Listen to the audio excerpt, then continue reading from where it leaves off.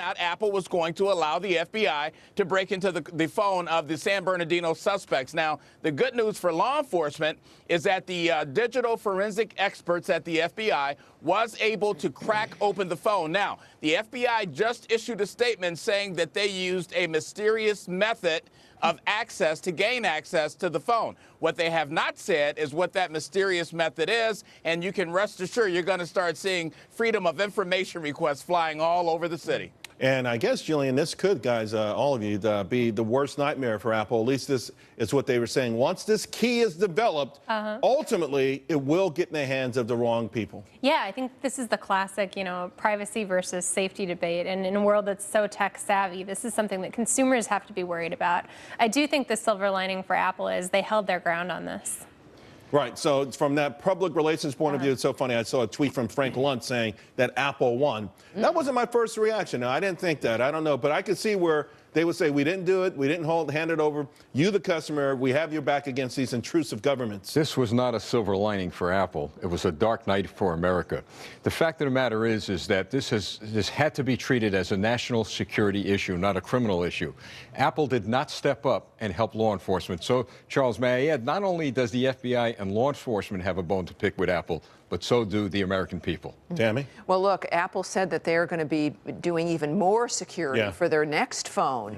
We also heard that it was an Israeli firm that was helping them do it. So our national security is not necessarily going to be left up to us hoping corporate America will assist. But this still remains a very important ethical conversation about the responsibilities of corporations and our ability to investigate in this weird new world of new media and terrorism. And isn't that a shame, Tammy? Isn't it a shame? You just nailed it. Corporate America needs to step up and help secure this country.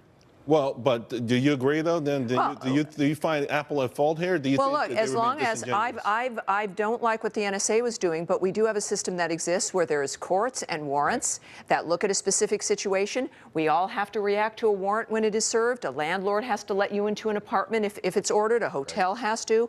These are things that we've all agreed as a society are required as long as other individuals look and say this is urgent enough, it's important enough, people's lives are at stake.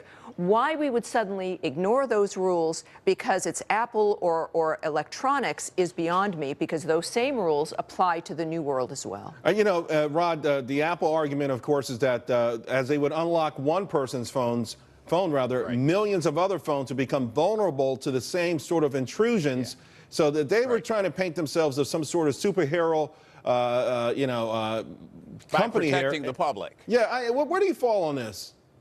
Yeah, not at all. I think this is a great day for law enforcement. I'm glad that the FBI was able to crack open that particular cell phone. Let me tell you, here's the bottom line here. This is a matter of national security. This isn't a matter of just somebody trying to steal people's telephone numbers, Charles. And the FBI was adamant about getting into this cell phone. Why? Because we can prevent, with data and information from the San Bernardino cell phones, we can prevent hopefully situations that we just saw happen over in Brussels. And so this was huge. And I'll tell you that the FBI did a tremendous job by utilizing their in-house forensic experts to crack open that Charles, phone. Rod and I have been around a long time in law enforcement, and I know I could speak for Rod on this.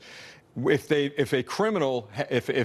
law enforcement has built a lock, there's going to be a criminal in due time to break it. Right, Rod? They're going to break it. That's right. Well, Jillian, that's another thing. Apple's saying, well, this was an impossible project. Obviously, it wasn't impossible.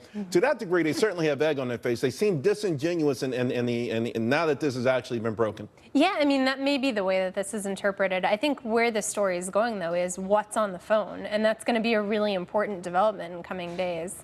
I mean, it's hard to speculate what might be on it, but it's important for future of national security. That's going to reinforce either Apple's argument or the federal government's. If there is a whole host of names of people here or even, God forbid, in Europe prior to the Brussels attack, who knows what this linkage is, and we're going to find out. Well, speaking of Brussels, in one of the homes where the chemicals are stored, there was a broken iPad, and now, there's speculation that it was left there deliberately to throw the law enforcement off the trail. But certainly, in this age of technology, there's a certain kind of responsibility that technology companies, they may not want to accept, but I think they're going to have to. Twitter took down a bunch of accounts after the fact, and maybe it's a fine line to find where that area is. Well, Julian This is brought up different a time. very good point, and Julian, you're right. What's on the phone? Yeah. And if we find, as Tammy says, that there are additional suspects and plans of attacks, that's going to change the entire ballgame. And look, just because you're opening one phone, any more than if you break into or use a locksmith to get into one apartment, it doesn't mean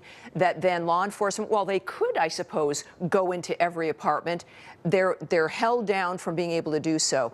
It's like a wild animal. I agree. You can't necessarily trust the government, but this is where new rules and transparency come But this into is the play. same lock that can unlock all of those apartments. Not necessarily. Not well. To a certain degree. Yes. That's what Apple's saying. Right, that's what Apple's But saying. yes, but there can be. You could make a master key, or even just knock down doors if you want to. But Tammy, and we don't because of the But of the rules as Rod of law. articulated, we're at war, for goodness sakes. This is a matter of national security. Which is why we will go from warrant to warrant and judge to judge, and that's why it works. Rod, we understand when it comes to terrorism and the urgency factor, where with law enforcement, where should a line be drawn? Because we know that there have been requests for Apple to do this for other cases, local cases, not involving a threat to all humanity per se, but involving criminal activity. Is there some line that Apple can say, okay, this is too much, you're asking too much of us? Well, in my opinion, I don't think Apple should have any final say one way or the other in a case like this, Charles, because remember, we're talking about the greater good. We're talking about what's best for the most people in this country. And let me tell you, the FBI was spot on with this, and Steve Rogers has talked about this before in your show, that by not allowing the FBI to get into that phone, we're putting the nation at further risk. And we got a lot of situations going on now. We look at what happened in Brussels, and if we don't start gaining access to some of these criminals' access data points, then what's going to happen is we're going to lose this entire war against these ISIS and other groups. Yeah, and we're at the point where we need to prevent this. Later on in the show, I want to read a statement from the Department of Justice, but on that particular case. But I've got more breaking news for you. It was the news of the day and still is to a large degree.